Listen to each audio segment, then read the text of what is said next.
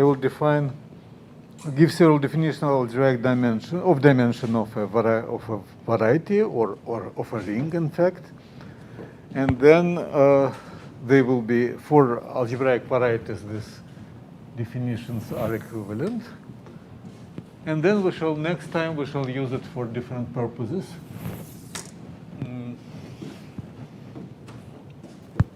Okay, so the first definition is something which we already sort of have.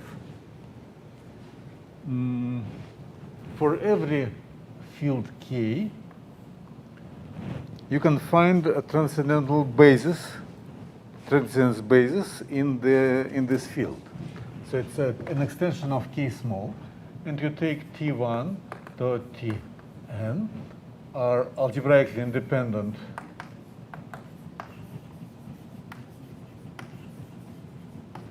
elements in K. They're algebraically independent over K small. This is the first. And the second, that K over the field of rational functions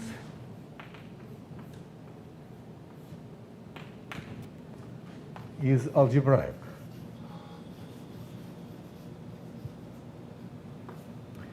In other words,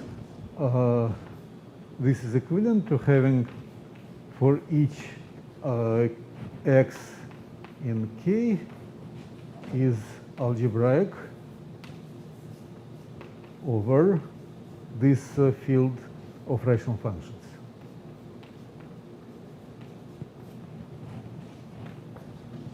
That is, it generates a finitely dimensional ring over the ring of rational functions. Then n is called transcendence degree.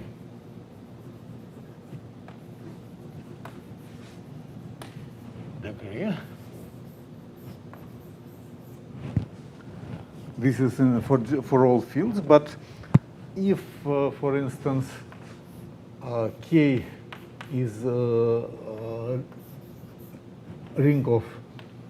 field of fractions, of rational functions on X algebraic variety, say affine variety,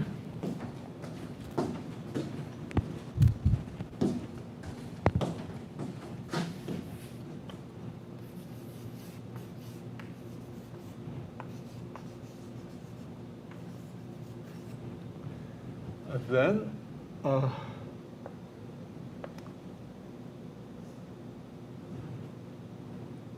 n is called algebraic dimension of X.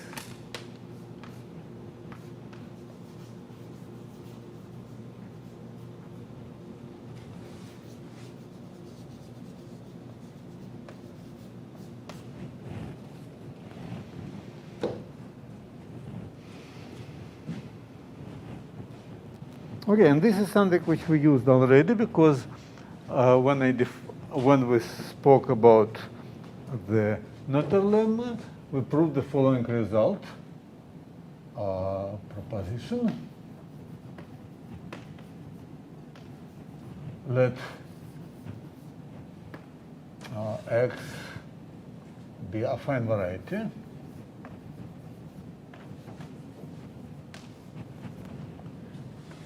N is equal to A of X. Then there exists finite dominant map from X to Cn. So this already has a geometric interpretation.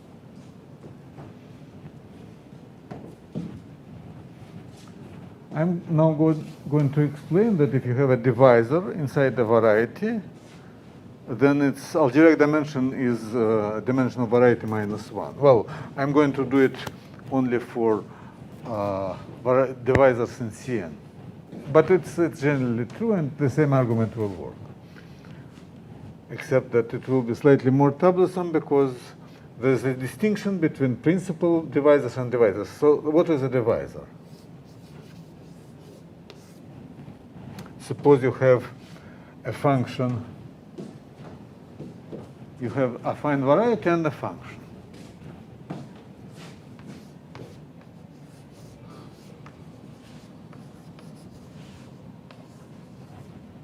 You have a function f, and the corresponding ideal, it's a principal ideal generated by f.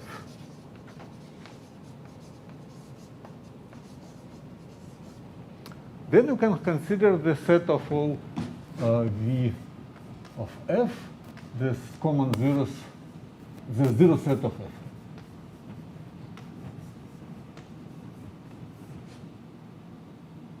Sort of clear to sort of obvious that a function is common zero of this principal ideal if and only if f vanishes in that point. And then I'll consider the irreducible decomposition. Vf is union of di, irreducible decomposition.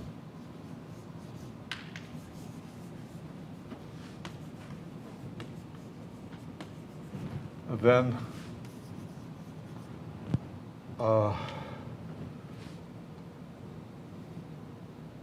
di are called divisors.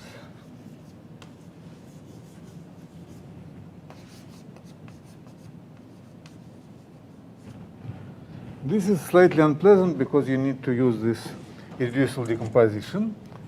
So, but on CN it's much better. So we have this lemma.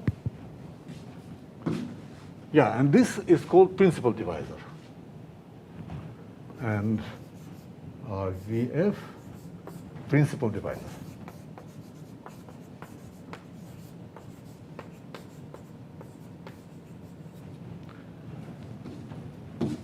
And now we have this lemma, which uses factoriality. In fact, it's true for all factorial rings. On Cn, all divisors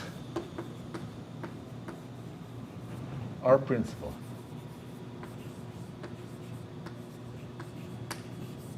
In other words, if you have this decomposition, then each of these components is itself a zero set of some other function. So proof. Suppose you have f in this polynomial ring.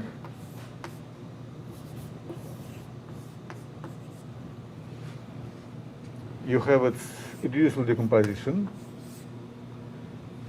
So it's, we use the Gauss lemma and factoriality of this ring, and yeah. And prove that all divisors are principal. What is divisor? We define the It's a irreducible component of a principal divisor. Principal divisor is zero set of a function.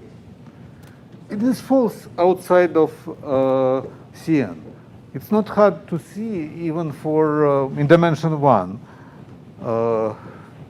You might have, so in dimension 1, if your variety has dimension 1, the ideals, divisors are points. But it can happen that all functions have several zeros. There are no function which has only one zero. And of course, the divisors are points, and principal divisors are zero set of functions. So it might happen that you have, even on dimension 1, it might happen that you have a divisor which is not principal in that situation. So it will be a point, but there are no functions which vanish on this point. But now it looks like there is nothing to prove because there is a reducible component. There is one-to-one correspondence with the. Yeah, this is what this. Decomposition is a polynomial. Yeah, of course. It's very elementary. Thanks. Yeah, fi power alpha I. Then this is true for any function, and this gives you the zero set of f is a union of zero set of fi. But since this ideal Fi is prime. This is prime because the Fi are prime, indecomposable. Fi is prime, so this corresponding divisor is already reducible. So in other words, every divisor is a union of reducible divisors which are all principal. This is what we need to show. All divisors are union of principal irreducible. And then you can split them further. This is an artifact of having factoriality in your ring. Okay. And I will use this to find dimension.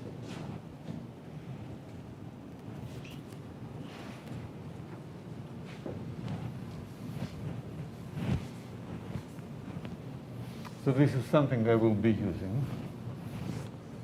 Proposition 1.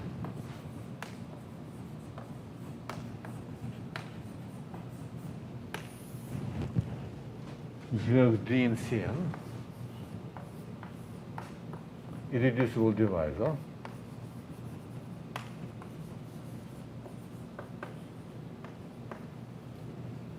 Then algebraic dimension of this D, of this divisor, is n minus 1.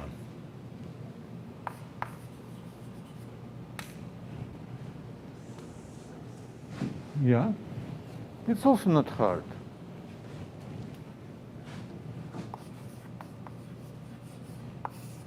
Okay, so let's prove it. We have D is by this argument a zero set of F, where F is prime, irreducible polynomial.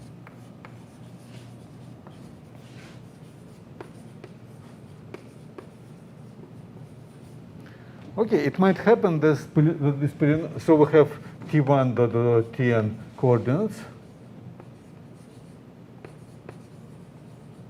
on Cn. Now what can happen is that this polynomial is independent on some of these variables. Okay, it can't be independent on all of the variables because then it is constant. So I will renumber the variables in such a way that assume that F depends non-trivially on Tn. Otherwise, I would just renumber.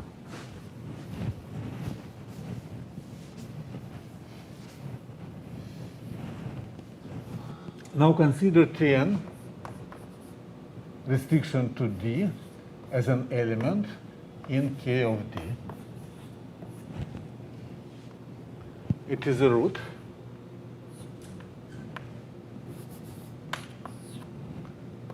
So I defined algebraic dimension as transcendence degree of a ring of regular, of a field of rational functions on a variety. And then I proved that all divisors in Cn are union of irreducible are principal. So all divisors on Cn are union of irreducible components, and all these irreducible components are principal divisors. They are given by varieties, by equations. By each divisor each irreducible divisor in Cn is given by by polynomial equation. And now I'm proving that algebraic dimension of a divisor is n minus 1 if it is divisor in Cn. Okay, I write equation of D. It exists as we proved. This is because the ring of polynomial is factorial. So every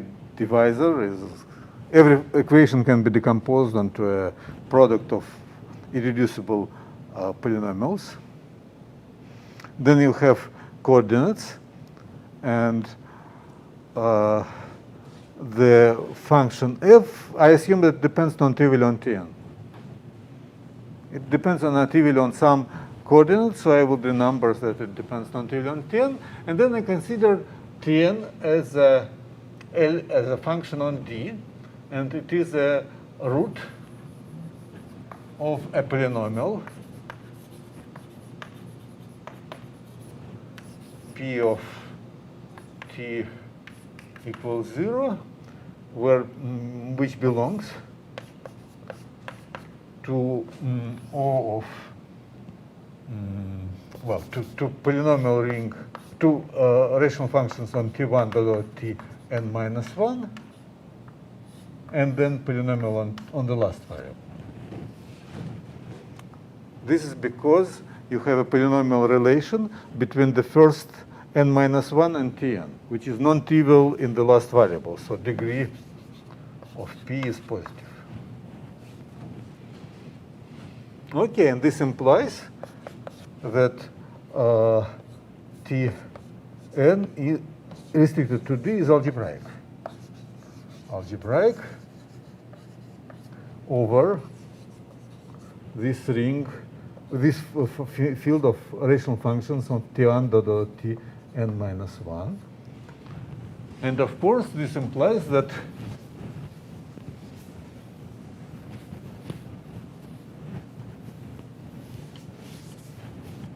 then K of D is algebraic extension, actually finite extension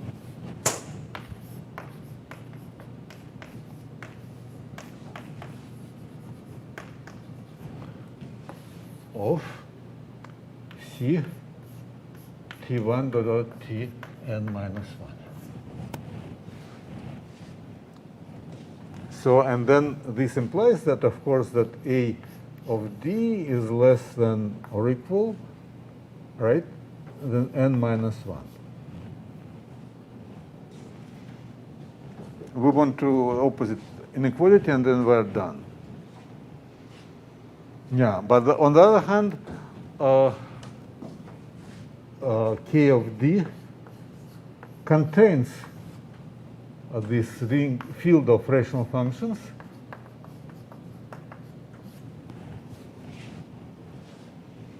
This is because each of these functions is non-trivial on this divisor, because this is, I mean, this K of D contains a field which is C T1 to Tn, quotient by these polynomial equations, P of T equals 0, or just by ideal generated by P of, here you have T, here you have quotient by the ideal generated by P of T, and this is a field. This is a field, a finite field extension of this field, so it's contained there because of this argument. Is it clear? In other words, how we obtain this ring of regular functions on a divisor? We obtain it by taking a quotient. So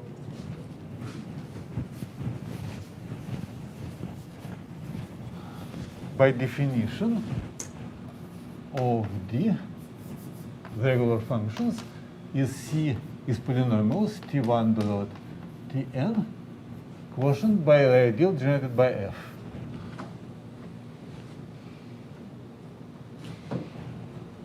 And then this implies that, because this is what happens with this. So P of T after so O of D localized in C in all non-zero polynomials on the first n minus 1 variables.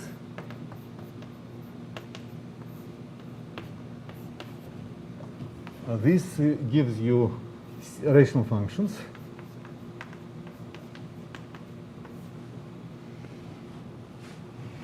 And quotient by rational functions of T1, of course, Tn minus 1. we didn't localize on the last function, so it is this, and the quotients by f. But this is the same as the quotient by p of t n minus 1. Oh, yeah, tn. This is tn, of course. The last variable which we didn't hear here is tn. Okay. And this is a finite extension of this field, so it contains this field. And this implies that A of D is at least n minus 1. You are done.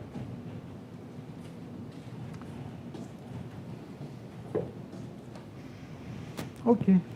Questions, comments? Is it clear?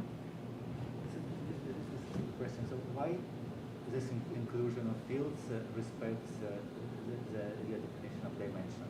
So if you have a transcendence basis. This is a transcendental basis. Yeah. And this finite extension. Okay.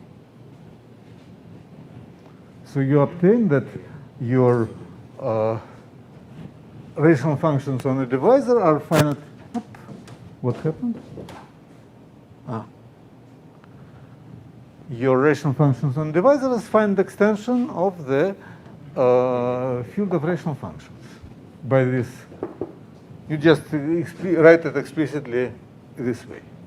And in general, if you have an inclusion of two fields, not necessarily finite, then that respect is. Yeah, you can choose a transcendence basis first in your first field and then in the second. So it would be indeed, there would be such inequality, except that we didn't prove that this is well defined in the following sense. Suppose I have two transcendence bases. Then a priori they can be different. In fact, in the end of this lecture, you will see that it can happen a posteriori after we prove the equality of dimensions. But so far, it is possible to show, but it would be hard. So you can do it like using Galois theory and this stuff. But I don't do it, and I don't pretend to do it. I can leave it as an exercise, but in fact, it's easier to define another dimension, which is called cool dimension, show that it is correctly defined, and then it is equal to this dimension a posteriori. Okay, so this is the other dimension which I'm going to use. In the end, it will be equivalent to that dimension. So this is a nice notion which is quite suited for all these arguments.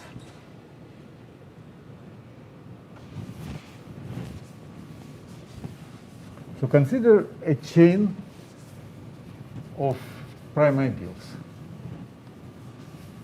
So I have let 0, which sits but not equal to in P1,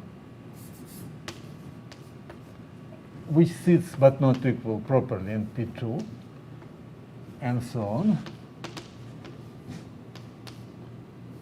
Pn, and then it sits but not equal to A. The maximal n, such that this is true, such chain exists. So Pi are principal ideals, prime ideals in A. So the maximal n such that such chain exists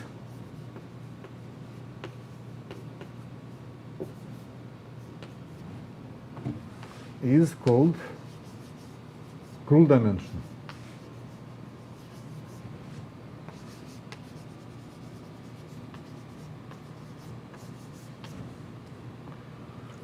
So let me give you example. Example 1. So if A is a field, Krull dimension is equal to 0. This is because we can't have P1. there's only zero. This is the only prime ideal. Another example.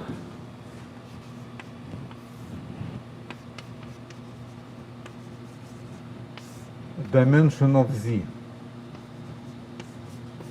is equal 1. This is because Z is a principal ideal ring, which means that every ideal is generated by a irreducible by a prime number. Every prime ideal is either 0 generated by prime number. So you have 0 sits in a prime number, but then it can't be contained in any other ideal because the quotient by the ideal generated by prime number is a field. So prime numbers generate maximal ideals. And the same is true for all principal ideal rings. If A is principal ideal,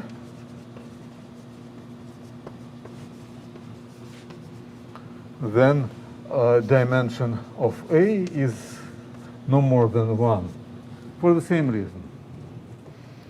Because if you have an ideal generated by P, it sits in some other ideal, it is impossible. This other ideal can be prime because it, yeah.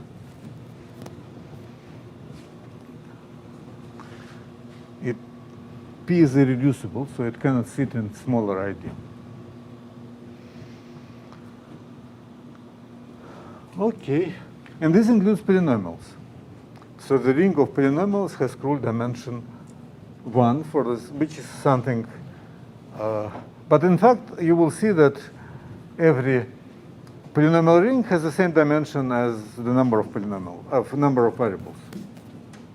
So K of T has Krull dimension 1 because it's principal. K of T1, T2 has Krull dimension 2, and so on.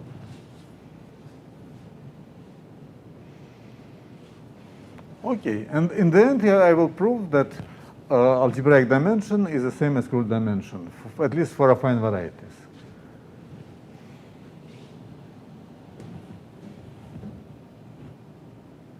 Comments, questions? So I think the next is again a picture of Krull in Brazil. Is it straightforward to prove that the dimension of polynomial ring is respective? No. In fact, it uses. Well, yeah, it's not straightforward. It uses this theorem which I'm going to prove, this one. Because algebraic dimension, no. It's not well defined, but Krull dimension is well defined, and they're equal. So this is how you prove that algebraic dimension is defined uniquely independent on the basis. Yeah, and this is Krull, in fact, is Brazil. It's a year before he died, I think. 2 years. He had some Brazilian students, including, of course, our colleague Storr.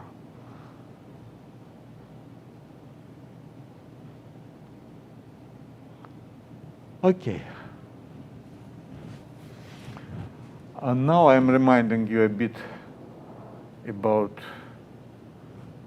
the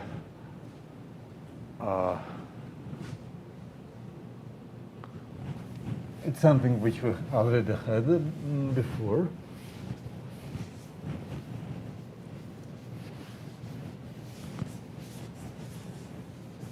But I will use it a lot today. So definition. Suppose you have a ring A. A ring is called local.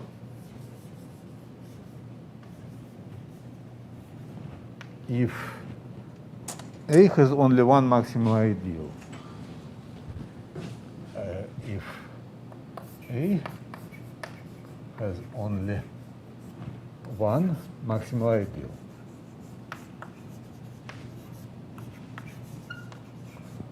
The idea is that local rings are rings of germs of functions. This is something we discussed. And this is why they're called local. It's they represent the geometry of a neighborhood of a point.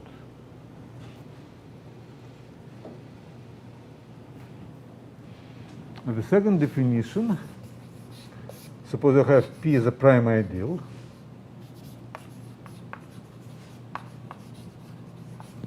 And S, a prime ideal in A. And S is A without P. This set is multiplicative. If two elements don't belong to P, their product doesn't belong to P, so you can take a localization.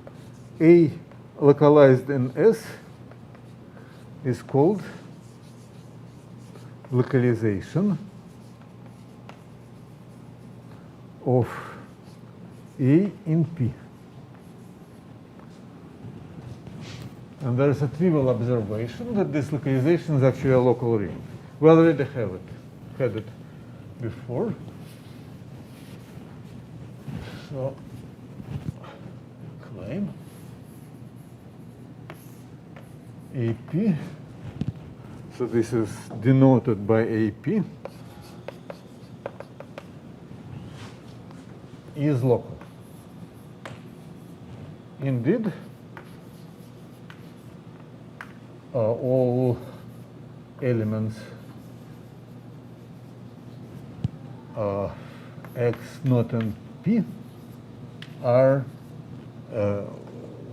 well P times over AP. So I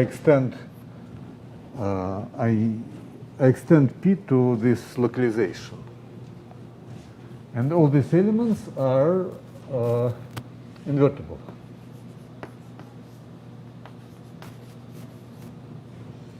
And this means that if an ideal, well, this implies that every ideal is contained in P.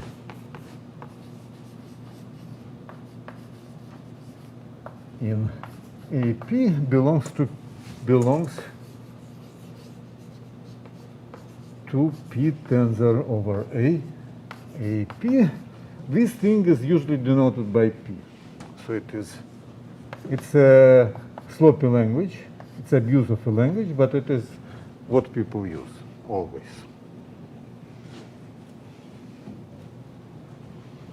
And this implies, of course, that P is maximal. So you can produce maximal ideals from localizations.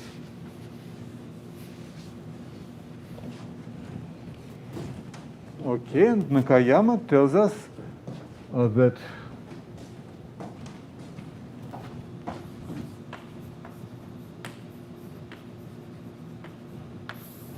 if you have M maximal ideal in a local ring, and you have M is finitely generated A model, then M quotient by the maximal ideal times M is never 0. And the proof, this is because 1 plus M small to the maximal ideal times M big is M big. But this is invertible. Okay. Now we'll use this to have finite extensions and prime ideals. There are two lemmas I'm going to use to prove now.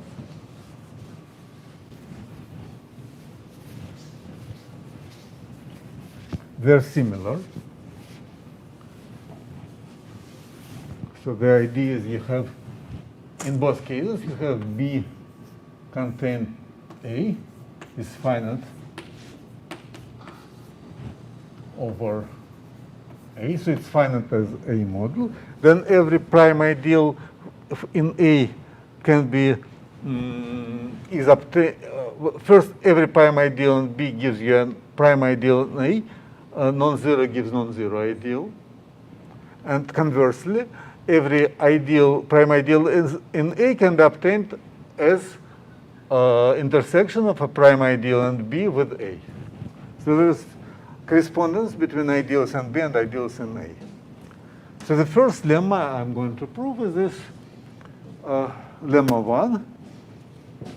which says that the restriction is non-zero. So lemma 1, you have B contained A is finite. You have a non-zero ideal, P inside B non-zero ideal. You take P intersected with A, then this intersection is non-zero. It's obviously prime. But that it is non-zero, it's not that obvious. So proof.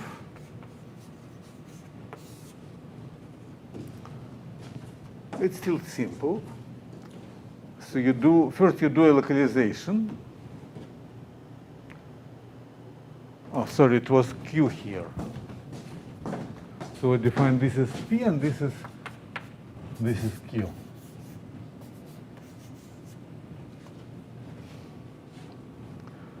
So we localize A in the complement to P. So AP is A localized in A without P. This is well defined. And then you can consider B localized in the same set. A minus P minus 1. It's a finite over AP. I mean, you take something finite extension and you localize this everything over some multiplicative set. This gives you it's still finite because it's finally generated. The same generators will generate this localization.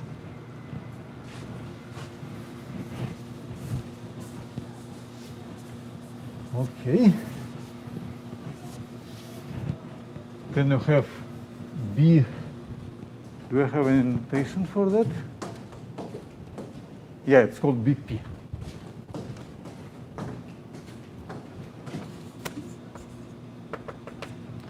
So you have BP contains AP, finite,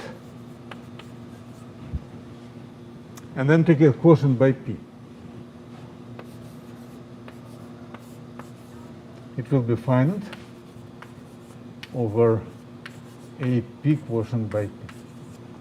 So what does it mean, quotient by P? This means that you take P and tensor multiplied by B. And consider this gives you an ideal. This is something we did a lot. We always use the observation that M times A quotient by P is equal to M quotient by P by P, well, by PM. So this is what we do here. And this is a field. And this has no zero divisors because, well, it doesn't matter if it has no, sorry, it might have, I'm sorry, of course it might have zero divisors. What it definitely doesn't have is nilpotence. Well, never mind. Even if it has nilpotence, it still doesn't matter because this is finite algebra over a field. And this means that it contains a maximal ideal, finite number of maximal ideal. Maximal ideals.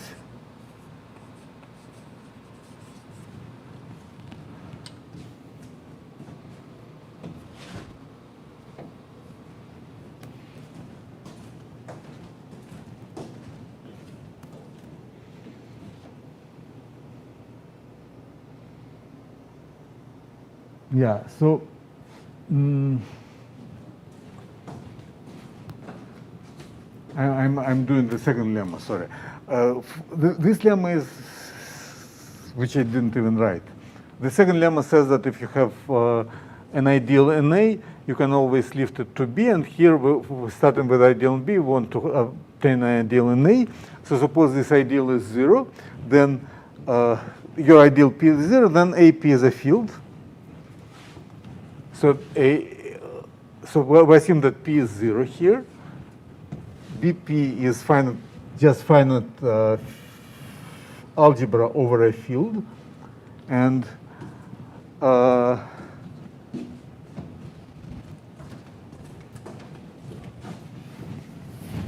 yes, I have to erase something. So if P is equal 0, P is equal 0, then AP is a field. BP is finite, is Artinian algebra over a field. And this means that it is, well, it's also has no, it's a localization of something which has no zero divisors, so it has no zero divisors. It is a direct, it's a field. No zero divisors. Finite over a field, then BP is a field,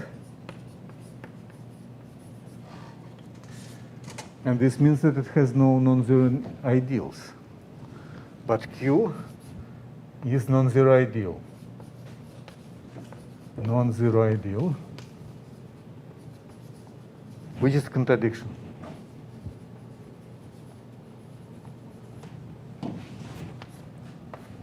Why Q is non-zero ideal? Because you can localize over Q. And localization over Q contains BP. It's a bigger localization. You localize over bigger number of, you invert bigger number of elements. In case of BP, you invert all elements which are in A but not in P. But if you localize over Q, you would localize over all elements which are in B and not in Q. It's a bigger set. So you obtain a contradiction because you obtain that this Q, which is an ideal, it can't be an ideal because this is a field. Okay, so this was this lemma 1. Now lemma 2. Was it clear? So somehow I gave you half of the proof of lemma 2 as well on the way. I can repeat avoiding this. So again, we have B. Inside you have ideal Q. You have A. Inside you have ideal P. If P is equal 0, we need to show that P is non-zero. If P is equal 0, then AP is a field. If P is equal 0, AP is a field. And BP, which is localization over the same set, is, is a finite extension. So it's also a field. And this is impossible because it contains Q. Cannot be.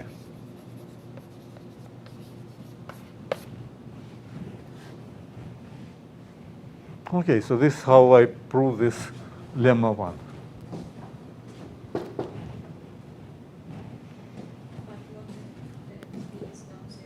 Sorry? Q is given as non-zero ideal. So you just consider the one case? Yeah, Q in B is non-zero prime ideal, then its intersection with A is non-zero ideal. Okay. Any other questions? Now lemma 2, which is just symmetric statement.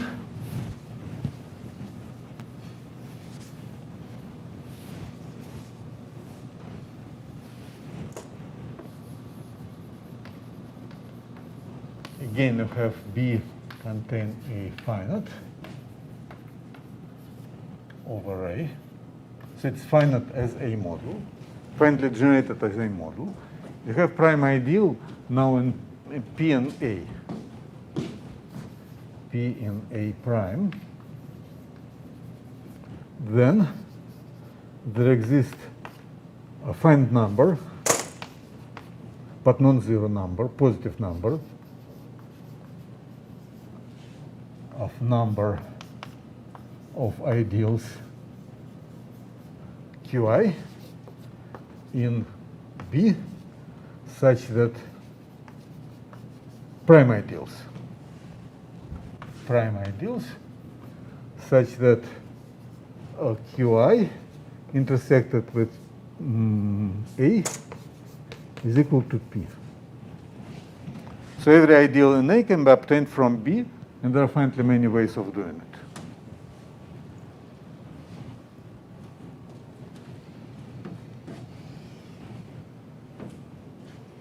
Okay. And the proof is pretty much the same.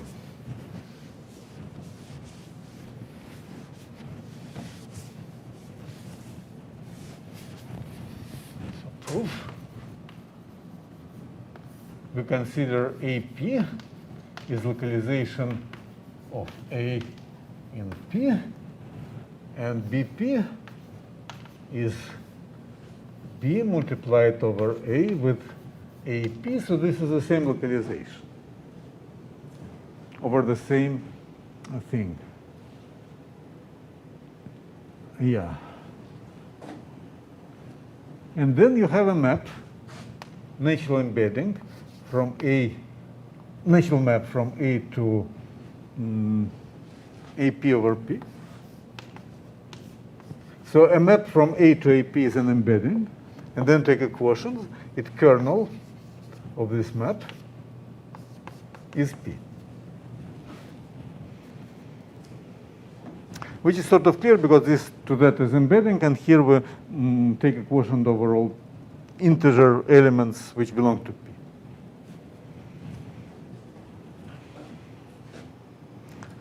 For instance, AP quotient by AP quotient by P, it's just an embedding. This is a ring without the divisors, and this is its fraction field. And you have A mapped to there. Its kernel is obviously P. And this is a composition of these two maps.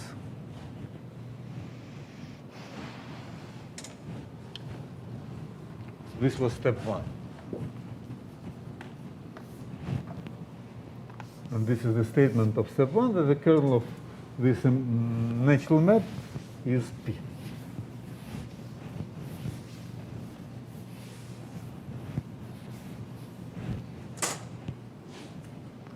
So step two, we know that BP quotient by P is non-zero. This is because BP is finitely generated model over AP. And we apply Mikhail lemma, which is there, which tells us precisely that a finitely generated model cannot be equal to maximum ideal time itself. Clear? Questions? Should I repeat something? Yeah, so step one is that we have this map from A to its localization, from A to quotient by P to localization quotient by P, and the kernel is P, just from this sequence. And the second statement, we go to BP, this one. And I claim that BP is quotient by P is non-zero. This is because of Mikhail lemma. Mikhail lemma tells us that if you take a finitely generated model, quotient by maximal ideal of a focal ring, this is never zero, unless the model is zero, of course. But B is non-zero, so this is non-zero as well. And this is zero. I mean, then the Mikhail lemma tells us that it's never 0. Okay, but then BP quotient by P is equal to A to BP tensor over A by P.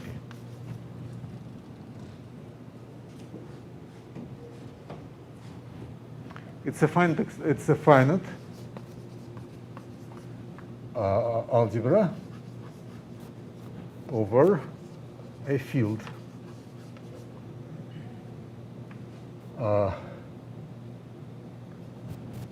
AP quotient by P.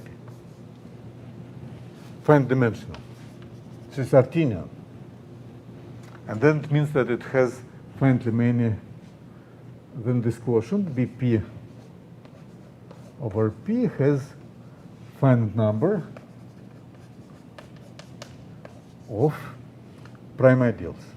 All maximal ideals, in that case, it's the same.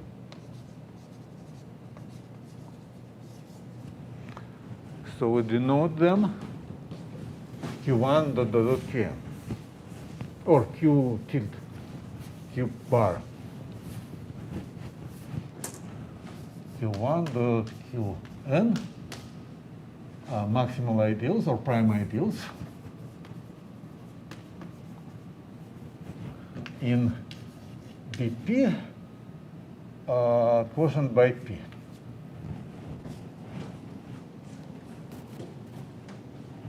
So it's an Artinian algebra which contains this field. And so it's non-zero.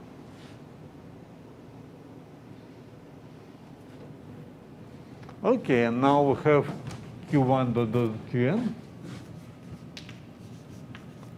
It's pre-image of Q1 bar dot dot Qn bar in B. They're also prime ideals.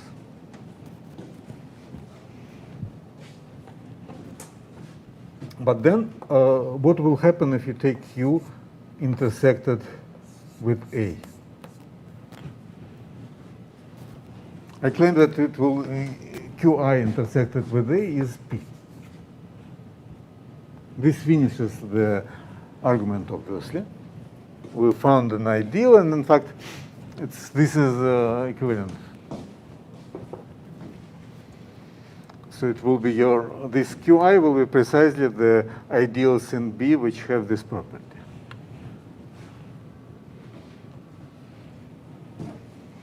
Okay, and the argument is sort of trivial. So we have Qi, because Qi intersected with A is mapped to 0 under a map A goes to A quotient by P, or a P quotient by P. This is because it contains, it contains P. So this intersection, it belongs to AP, and the kernel of the map from AP to AP quotient by P is precisely P. So this is P. And the converse is also true. If you have an ideal which is mapped, which is pre-image of an ideal such that its intersection with A. So if you have an ideal in BP quotient by P, which intersects with any ideal in here, if you take its pre-image and you intersect with A, it gives you P if and only if, this is if and only if condition. So if you have an ideal in, sorry.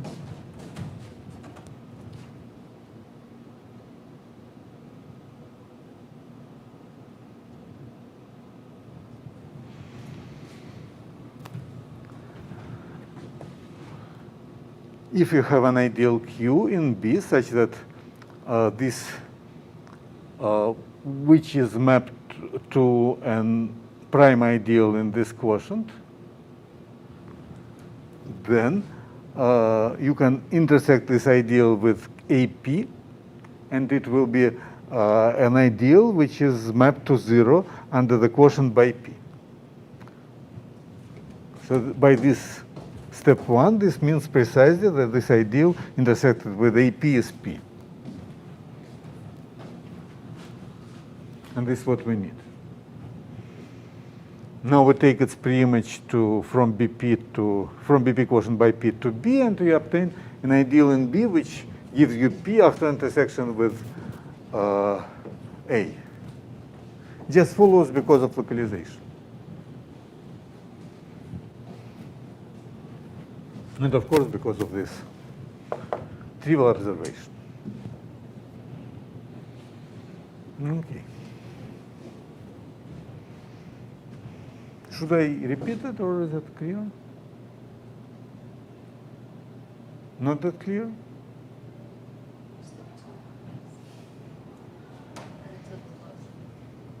Okay, so what is our step 2? First, we consider this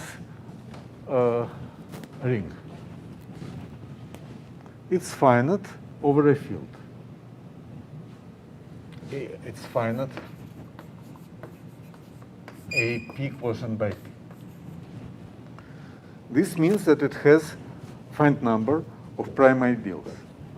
They are maximal as well.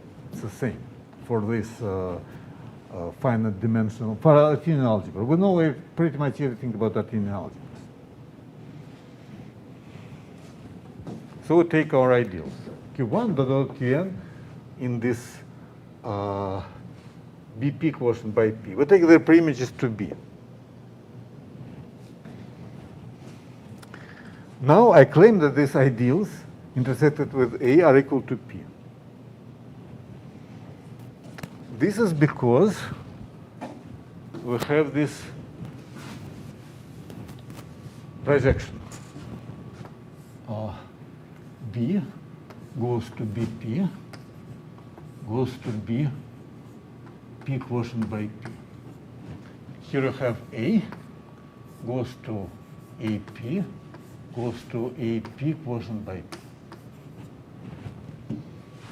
And the kernel of this map, kernel of this composition we denote by psi, and we know that kernel of psi is P. So now we have Q here, Qi in B. You intersect it with A, and it becomes kernel of psi. This means that Qi intersected with A is precisely P, because kernel of psi is P. This is what is done in step 2.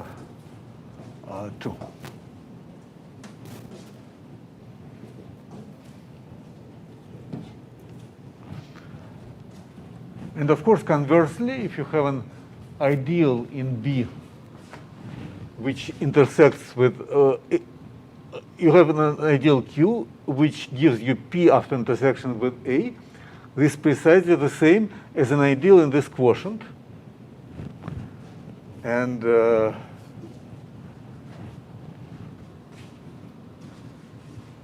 you can even localize over this ideal, and this would give you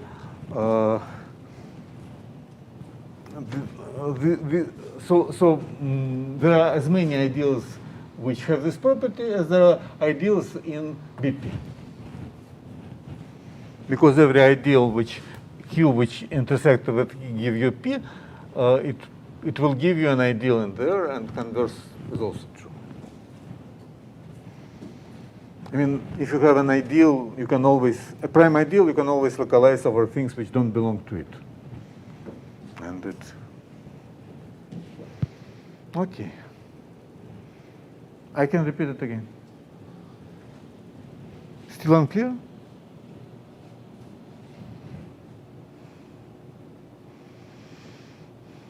Okay, it's a sort of easy argument if you just think of what happens if you take, like, you have a chain of ideals, you can take subsequent quotients, and these subsequent quotients produce you some Artinian algebra, and then you can leave them and do whatever you like with them. So in the end, we obtain this nice theorem, which somehow IT McDonald don't name this theorem, so I didn't even know that it's Cohen-Zeidenberg, but now I know. They just call it lift and pull back and push forward of prime ideals. Yeah, goes up and goes down theorem.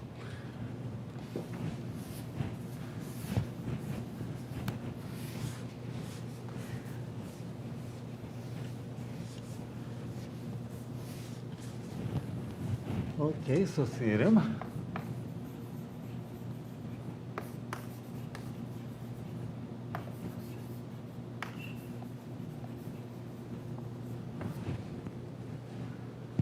So you have a B containing A, a finite noetherian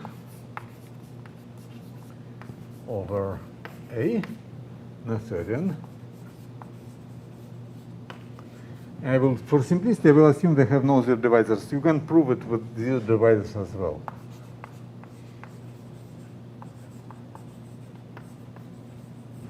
I just don't want to. Then you have a chain of prime ideals. Q1 sits not equal in Q2, not equal in Q3, and this is not equal to 0, and in the end it's not equal to B. Chain of prime ideals.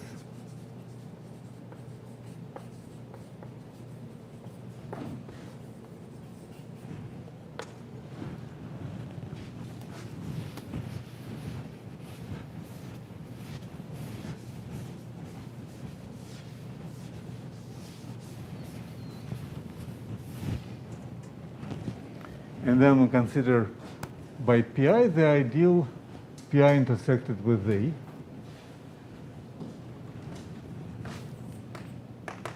Is Qi intersected with A. It's clearly prime. And then, first observation that this chain is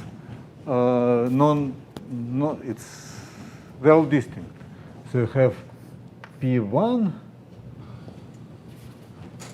0 is not equal to P1, not to P1 is not equal to P2, and so on. They're all not equal to up to Pn, which is not equal to A.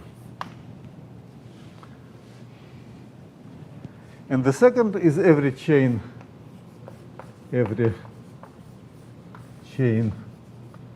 Pi of ideals in A can be obtained this way.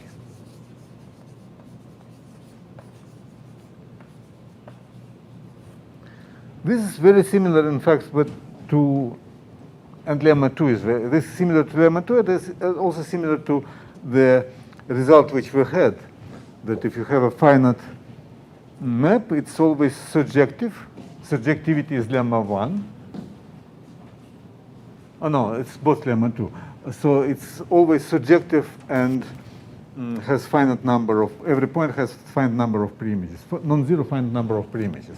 If you think about pointers of prime ideals, then the preimages is precisely intersections, and sorry, the image of ideal in B is an ideal, is intersection with A. And what this theorem says is that if you have an ideal in A, it has you have finitely many ideals in B, which are mapped to this ideal. And here you have the same, but with chains of ideals, which you, if you think of Zariski topology, they're just chains of points with funny property that each point contains the next point in its closure. But if you don't care about Zariski topology, just look at this as a particular property of chains of ideals. Okay. And the proof is very simple. It immediately follows from lemma 1 and lemma 2.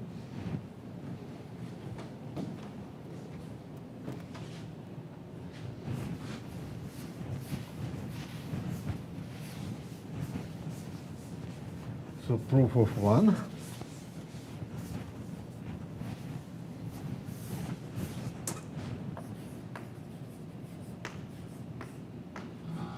We apply, use induction, and we can apply, always can apply this lemma 1 to a quotient by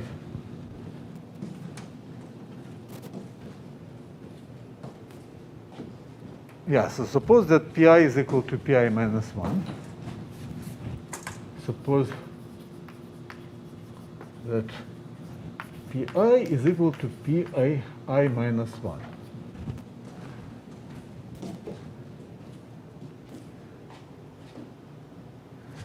We replace a by a quotient by p I minus 1 and b by b quotient by q I minus 1. Then you have a non-zero. This again, this ring is finite type of that. Is finitely generated as a quotient by pi minus 1 model. So this replacement makes sense, and then after that, it remains only to show that P1, which is intersection of the first ideal with A, is non-zero. So it remains to show that Pi quotient by Pi minus 1 is non-zero in A quotient by Pi minus 1. And this is precisely lemma 1. So lemma 1 tells us that if you have B and you have Q1 sitting in B, non-zero, you intersect Q1 with A, and this is non-zero. Here your P1 becomes Pi by Pi minus 1. It is non-zero if Qi by Qi minus 1 is non-zero, which is given. So it can't be 0.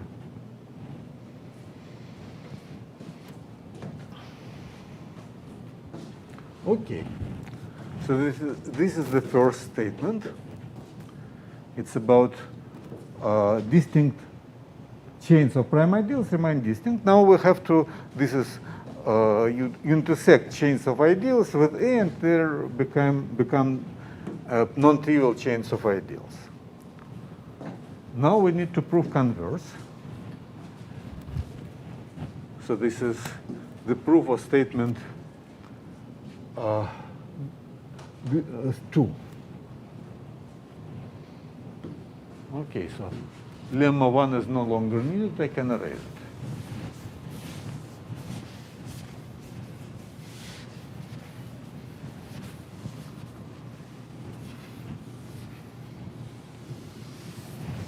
And proof of 2 is again inductive step by step.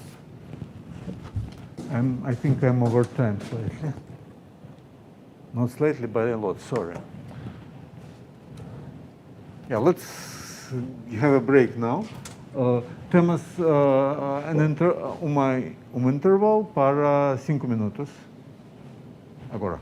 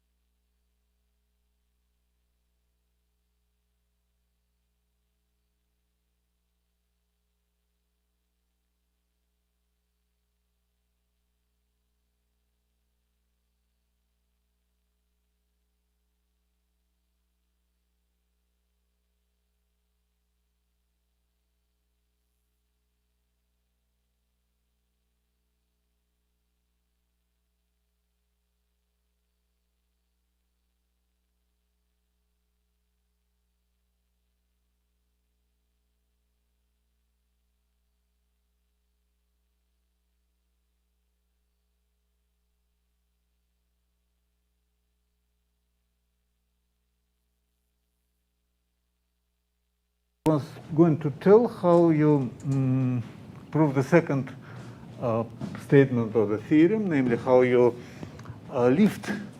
You have a chain of ideals in a smaller ring. You want to obtain a chain of ideals in a bigger ring. So you do it by induction. Of course, you can just put an ideal down, and you can you know that every prime ideal in the quotient ring gives you this by this lemma 2. Sorry, every ideal in a smaller ring gives you an ideal in a bigger ring. Find many of them. But it's not enough because we want this ideal to be included in each other, and still it's very simple.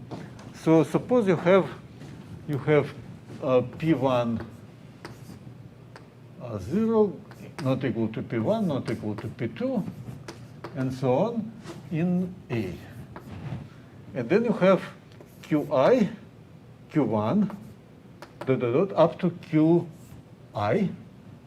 in B, such that Qi intersected with A is Pi. So we already have found lots of ideals. We need to find the next ideal. So we need to find Qi plus 1. And we do it as follows. We take Qi plus 1 in P quotient by Qi. This is finite over A quotient by Pi. This is because Qi intersected with A is Pi, so this is a finitely generated model over this ring. This ring is actually without zero divisors, and this one as well. They are all, because these ideals are prime. So the assumptions of lemma 2 are satisfied. So A, B, no zero divisors. So anyway. And then this means that there exists, so you have an ideal, we need this ideal, but we have an ideal Pi plus 1 inside A, and by applying lemma 2, you find an ideal in A by Pi.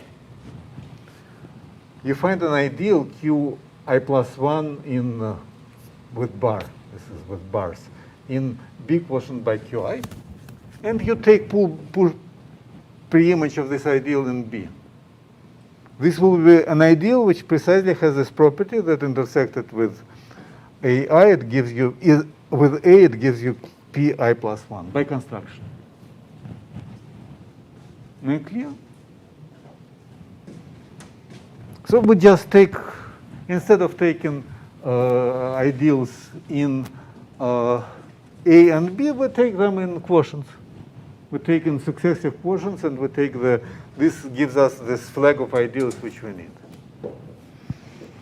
Okay. Good.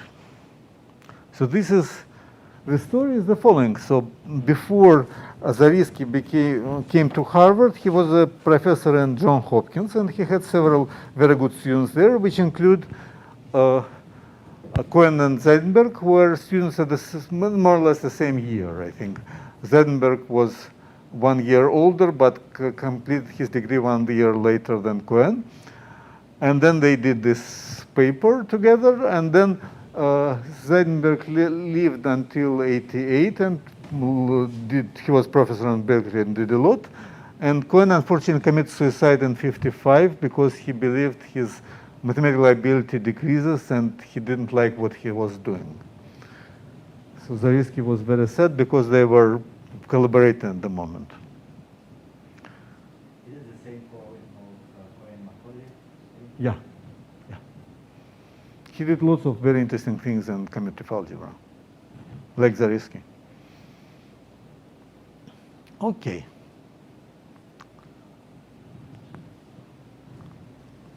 Now, but then he switched to abstract algebra. He did some interesting things with even Kaplansky and some other as well. But then he died, and I couldn't even find his picture. It's not in the internet, so this is the best picture you have, it's his grave, which is a pity. Okay, we have a corollary, which is really simple. About crude dimension. It immediately follows from this theorem on going back and down and up with ideals. So corollary. Suppose you have A to B is finite ring homomorphism, and finite and also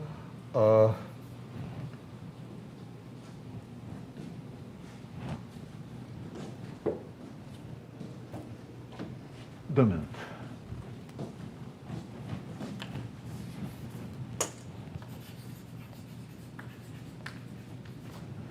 Then dominant we want because we want that one of them to be contained in another. This is part of our assumption. Then a dimension of A is dimension of B.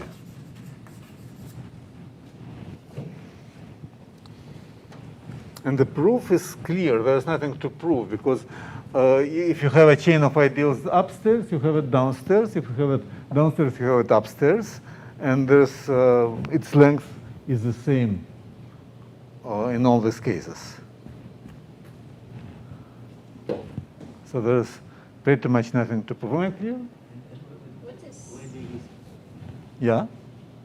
Oh, why do you use finite? Because this theorem uses finite. It's false without finiteness. I mean, we have the standard example of something which is not finite, which is you have. Okay. Julia? Okay. Yeah. So this is definitely false when you have things like. First, you might have things like C2 over C1. This is not finite over C. Like this projection, it's clearly not finite and the dimension is different. But this is because, I mean, if you have an ideal there, it doesn't necessarily come from there. You don't have lifting. So you can't expect that you have finitely many preimages of every prime ideal. Okay.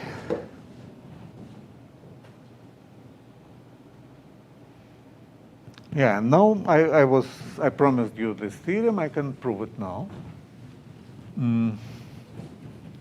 That crude dimension is algebraic dimension.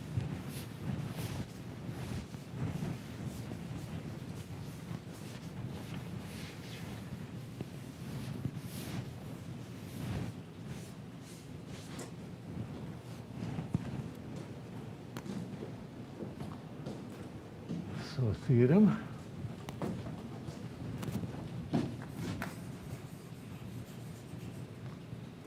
So this we can prove it in more general situation, but it becomes more and more awkward to state. So I just stated for finitely generated rings, and you can try to generalize it for bigger generality. So the point is it's obviously false. For instance, if you take B, it's obviously false if you take the ring A of just rational functions, C of t, and so B is C of t and A C. B of C of t. So it has only one ideal. Its crude dimension is 0, but its transience degree over C is 1. So you have to state it for varieties. Suppose X is algebraic variety, affine variety.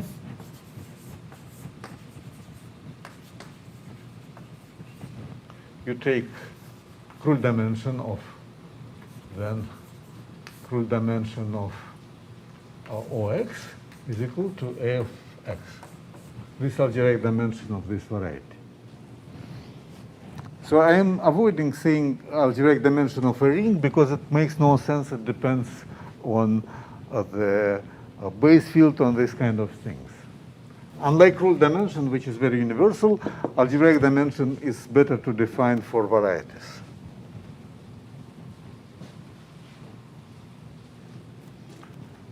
Okay, so step one is you can always replace. So step one. So we replace, consider finite dominant map from X to Cn. It exists by natural lemma, but then the algebraic dimension of these two objects is the same because it's finite extension of the corresponding fields, and we know that tensor degree under finite extension doesn't change. It's very easy. And then the Krull dimension also doesn't change. So remains to show, since Krull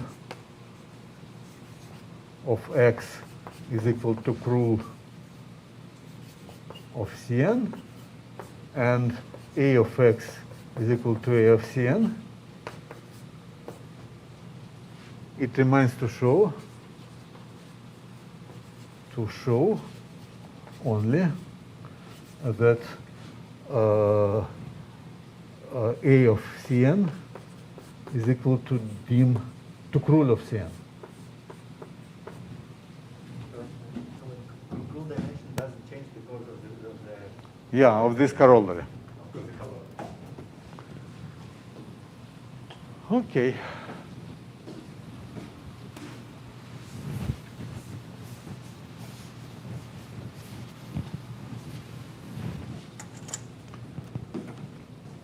So now we have step 2, which tells us that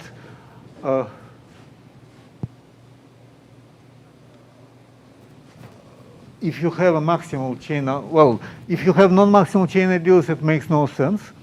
So where Krull dimension, it computes the maximal length, maximal length of maximal chain of ideal. But then, if you have a non-principal ideal, so step 2, if P inside 4 of Cn is non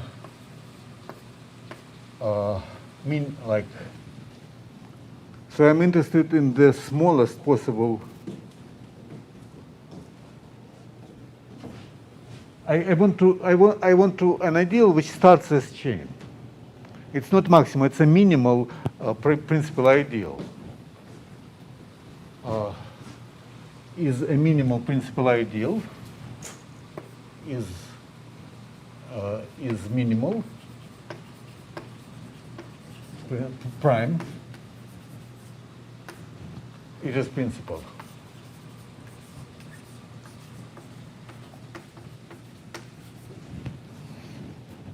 Well, this is because it is divisor. I mean, every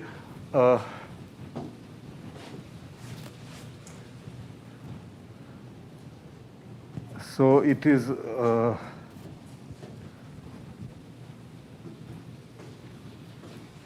if you have any ideal, it contains some irreducible element,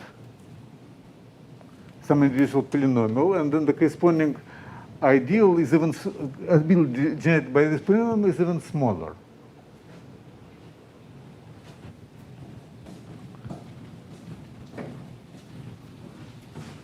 Because otherwise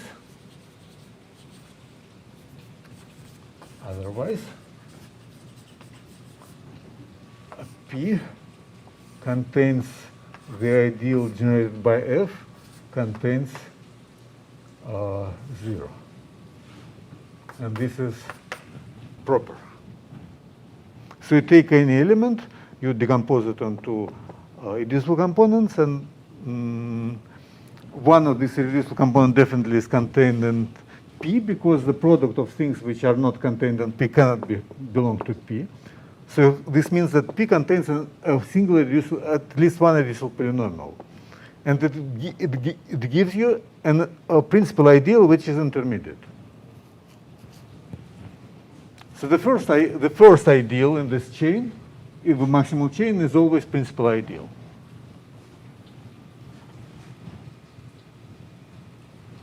Okay. We're almost there.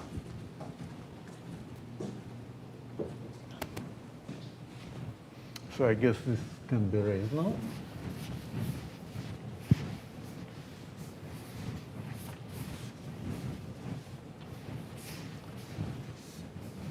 So we have a divisor D. We have a chain of ideals. So step 3. We have a chain of ideals 0 belongs to P1, belongs to P2. This is all proper chain. And P1 is ideal of a divisor D. D is irreducible divisor, like prime irreducible divisor in Cn.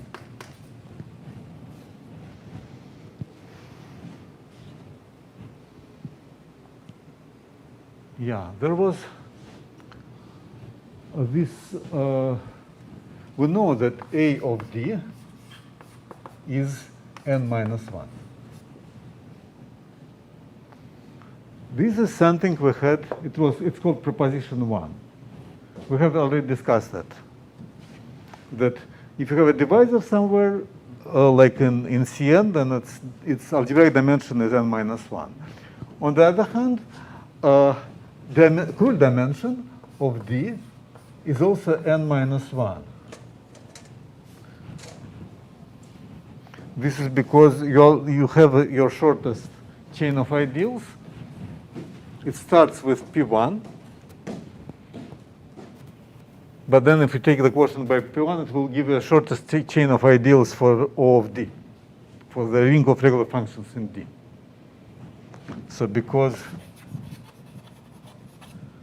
of Cn quotient by P1 inside of P2 of Cn quotient by P1 and so on, this is a chain, is a maximal chain in O of D.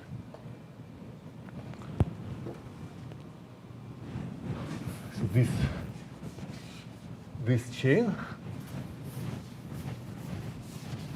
let me write it here.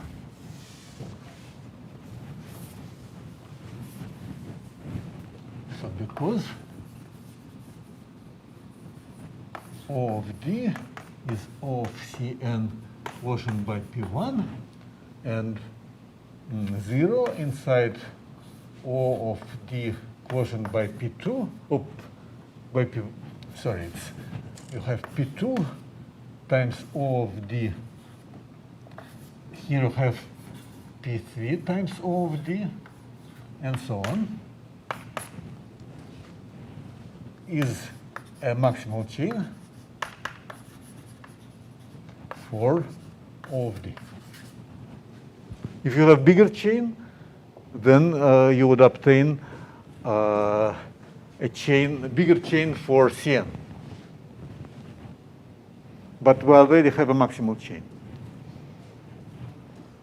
So this gives you the length of the maximal chain of D, which is n minus 1 by construction.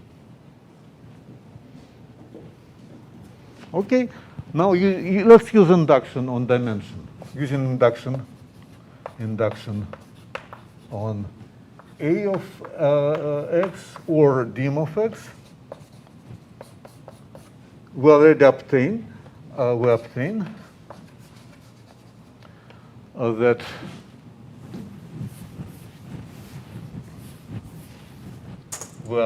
that dimension of D is equal to algebraic dimension of D. And this is equal to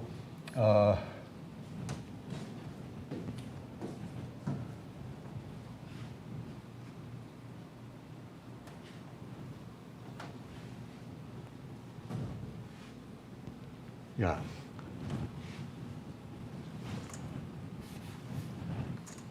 And then dimension of Cn is dimension of D plus 1.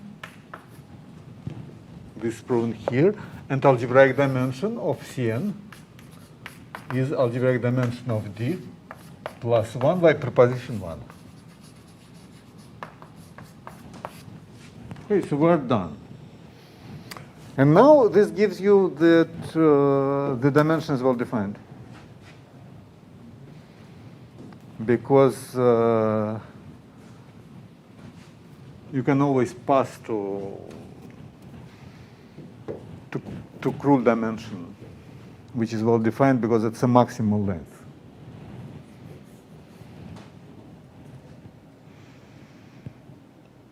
Okay. I suppose it could be a direct way of doing it. And in fact, I think sort of remember that it's maybe even given in van der Waerden. But here it's sort of more straightforward anyway, even if it's not. Okay, so this is more or less it. But before I finish, let me give you, explain the proof of Hilbert-Neustein and that. So we started the whole set of lectures with Hilbert-Neustein Satz, which was proven using some set theory. And of course, nobody would really like it because, I mean, we're doing algebraic geometry, not set theory. And the canonical way of proving Hilbert-Neustein Satz starts here.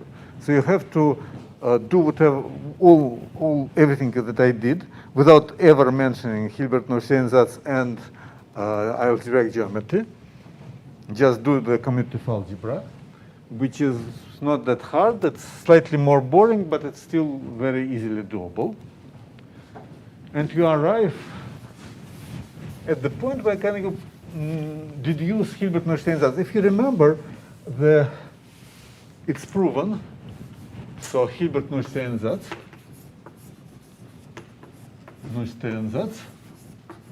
is deduced from the following proposition. Suppose you have f a field which is finitely generated as a ring over our C or our algebraic closed field.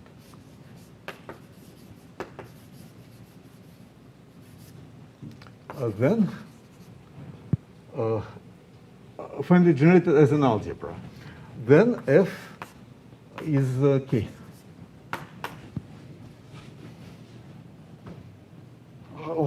How you prove it? Okay, you found a maximal ideal. Maximal ideal exists. Then you want to show that this maximal ideal gives you a function with values in k bar. But if f is the quotient by the maximal ideal is k bar, this gives you this function. So this is the only thing which you need to prove Hilbert-Neustein Satz.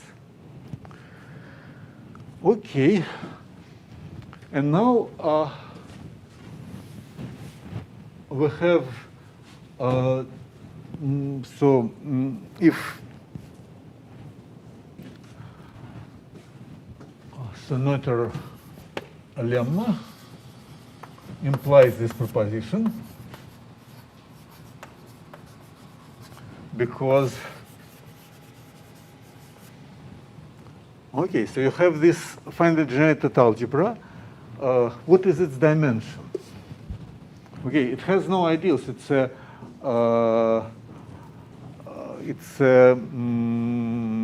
field. So dimension of this f is 0. Its clear dimension is 0. It has no ideals. But then its algebraic dimension of this thing, it's finally generated algebra, so algebraic dimension makes sense, is 0.